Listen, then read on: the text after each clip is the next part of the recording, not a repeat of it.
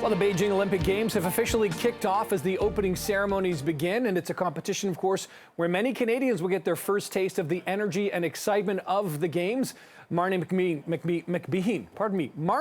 definitely knows a few things on the Olympic experience.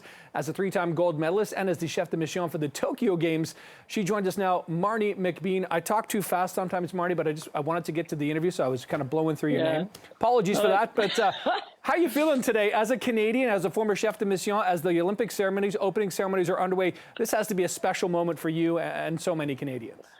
You know what, Nick, it really is. And I find, having been the chef de mission now, it's like watching a game from the perspective of the goalie instead of the forwards. You know, I see the whole thing from a leadership side and how Katrina and how the mission staff got the team in there. And I'm super pumped.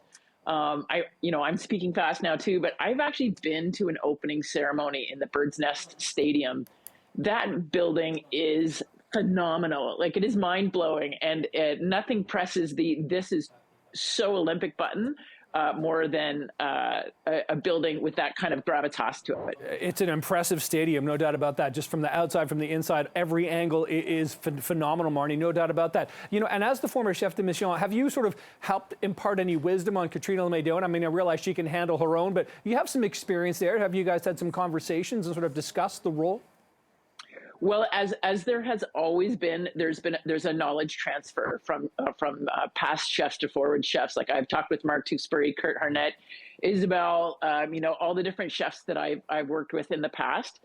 So I definitely was connecting with Katrina, and I'm just sort of big smiling at these pictures that you're showing, but definitely connecting with her. But as you said, like, she's got this on her own. She's definitely someone who is bringing her own personality and her own sense of connection to the athletes to the task. And it's been really nice to see how personally she's done that. Yeah, Marty, let's talk about the challenges. You and I spoke, before Tokyo about the situation. Once again, we've got an Olympic Games taking place within a pandemic, no fans in the stands. Of course, the athletes are competing, though, at the highest level here. What has Team Canada learned from what happened in Tokyo, and how can they, amplify that or help pass that on to the winter athletes this time around now? Well, we learned a lot for Tokyo, and then Omicron came along, and they had to really up their game. But what we learned is everything matters. Like, the way that we disinfected and protected our spaces within the Olympic Village, the way we always wore our masks, even in the village, and just stayed really diligent on it, was how we got through Tokyo with no positive tests. And, we all know that Omicron's, it's a different kettle of fish. So I think they've just taken everything we learned from Tokyo, and as you do with every Olympics, the next Olympics are always harder and better. Like, it's just the nature of sport. Things change, and so they've upped their game, and it's been amazing how they watch. Like, one of the things, they have an athletes village. They have athletes lounge for Team Canada. So they've certainly changed the way they think, the way they've approached it. This closed loop system with a mandate of everyone being double vaxxed. It's really there to protect everyone and to make things work properly. Marnie, I only have about 30 seconds to go, but I want to look ahead. We heard about the potential return of the Olympics to the West Coast, British Columbia, an Indigenous-led potential Games bid here for would that be the 2040, 2030? 2030 Games. Let's talk a bit about that. I only have about 30 seconds, but this is a significant bid from many aspects.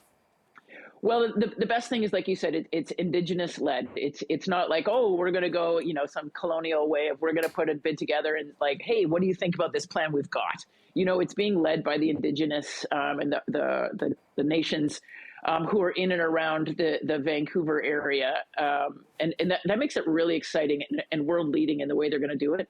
It's super awesome because there'll be a lot of repurposing of venues. It's not the same old bid process where it's like a full, it's not the same cash outlay that it was before. And as we saw, it really has serves a purpose for uniting a nation and inspiring a new generation to be physically active, which is something we all really need right now. No doubt about that. And there'll be some inspiring stories, of course, coming from these games. Marnie McBean, thanks for being here and sort of setting the table on the day the opening ceremonies are underway. Enjoy the games. Thanks for chatting with us. Thanks, Nick. Say hi to Jen for me, please. Will do. Take care.